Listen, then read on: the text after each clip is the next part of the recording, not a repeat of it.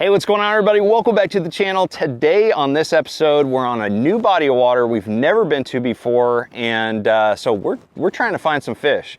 And so what I wanted to do was do a video on the 4 biggest mistakes that I see people make, including myself, when they go to a new body of water that's really limiting your fish catching potential. So we're gonna get into those 4 mistakes, and these are 4 really big ones, and if you do the opposite of these, you're gonna do great. Let's get started.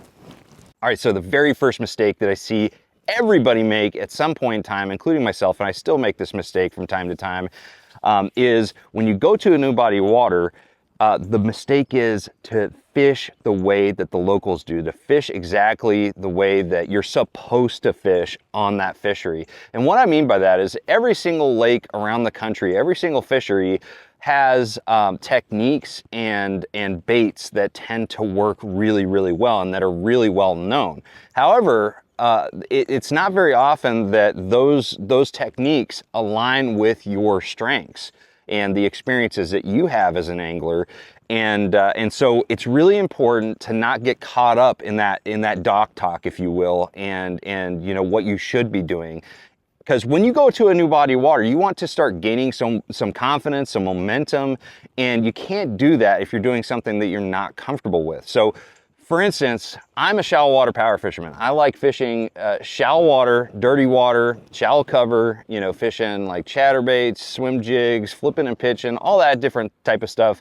That's what I like to do, and that's what I feel confident in. So if I go to a lake like Lake Lanier down in Georgia, which is deep, clear, known for its finesse fishing, light line, it would not be beneficial for me to just go straight to doing that, because there's so many guys that are way better at doing that than I am, and those fish are already super pressured, and if I'm not really good at that, I'm just gonna be spinning my wheels, okay? I may find something just out of the blue that ends up, you know, creating some momentum, but 9 times out of 10, I'm gonna struggle, and then my confidence is just gonna start going down. So what I like to do is make the lake my own. And what I mean by that is I look at satellite imagery or maps and really just focus in on the areas that allow me to use my strengths. So those shallow water power fishing tactics that I like to do, I like to seek out the dirty water, the shallow water, the areas where the fish are going to be really focused on that shallow cover, and that's where I'm gonna focus first. Now, that may not be the deal at any given time on any given fishery, but I can guarantee you're gonna still get some bites, and that's gonna kind of clue you into what's going on, maybe the seasonal pattern, and it's gonna allow you to gain some momentum. So always fish your strengths first, put yourself in areas of a lake that have the type of cover that you feel familiar with. You can fish the type of baits that you like to throw, and just allows you to feel comfortable. So that is the biggest mistake. Don't just go to a lake and fish the way you're supposed to. Fish the way that you like to fish. All right, so the second mistake that is a really, really big mistake, especially during certain times of the year where there's very specific patterns happening, is not paying attention to seasonal patterns. You don't want to go to a lake and, you know, during the spawn and focus on the main lake, you know, just fish main lake points or fish deep, because most of the fish are spawning. Now, that's not always the case, you know, at all times of the year, fish are going to be in different areas. So I'm not saying completely avoid things that don't necessarily fit in with the seasonal pattern, but it's really important when you're going to a new fishery to start building that confidence and momentum to fish in areas that are high percentage, okay? So like exactly that same scenario, you know, right now it's the springtime.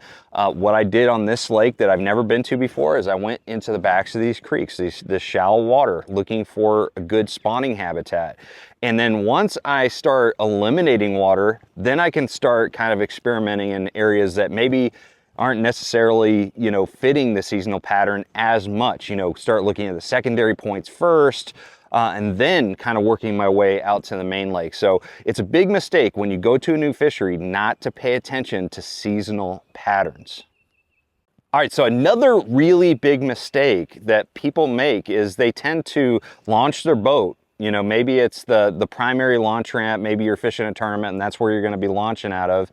And you tend to focus your efforts way, you know, way up lake or something like that. You're trying to gain distance between you and where you're launching from.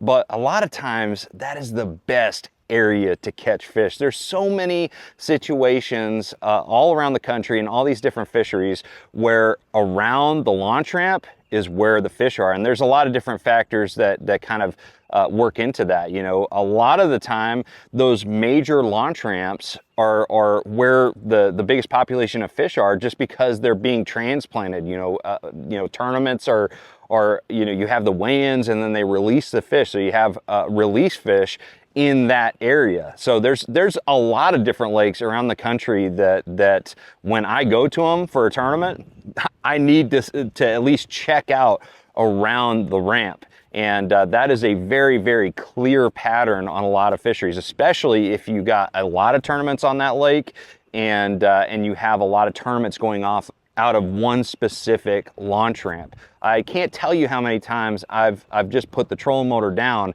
and found a really, really good pattern that ended up getting me a check. And so never underestimate the power of fishing near a large launch ramp.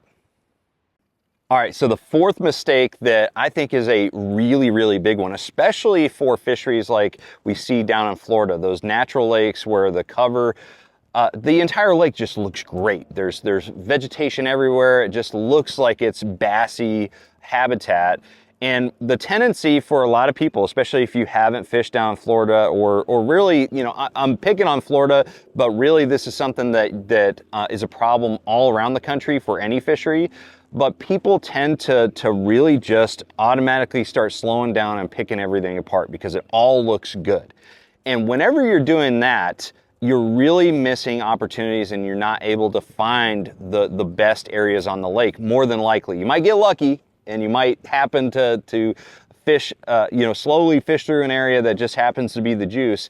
But by and large, you want to cover lots of water when you're on a new fishery. So make sure that you have a handful of different search baits, reaction baits, whether that's a spinner bait, a lipless crankbait, any type of crankbait, swim jig, chatterbait, whatever it is.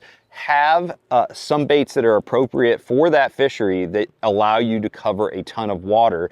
And then don't be afraid to, if you're not getting bites, to pull up the trolling motor, turn on the mercury and take off and go to the next spot, you know, because it's just really important to start eliminating areas when you're on a new fishery. So the mistake is just putting the trolling motor down and slowly picking things apart when you go to a new fishery. Always make sure you cover water, and even if reaction baits aren't like the deal to win a tournament or to catch the majority of the fish or catch big fish, they're going to help you clue in on areas that are holding the fish where you can slow down. You know, even if the fish are missing a reaction bait, when you miss a fish, you know that the fish lives there. So they're still helpful even if you're just getting followers or missed strikes. So anyways, that is a huge mistake. Always cover water, and then you can start slowing down with more methodical presentation. So anyways, guys, thank you for watching this video. Let me know if you have any questions or if you want me to cover a topic of your choice on a future video. And I also want to give a big shout out to St. Jude Children's Research Hospital. Of course, my little baby daughter Riley is being treated there for cancer right now. And if there ever was an organization more worthy of a donation, it would be St. Jude. So I just want to give them a big shout out if you're looking for some place to donate to. They're definitely a really good one. They do miracles every single day. So anyways, guys, thanks for watching. Make sure you like, share, subscribe. I'm going to see you out on the water. Trust the process.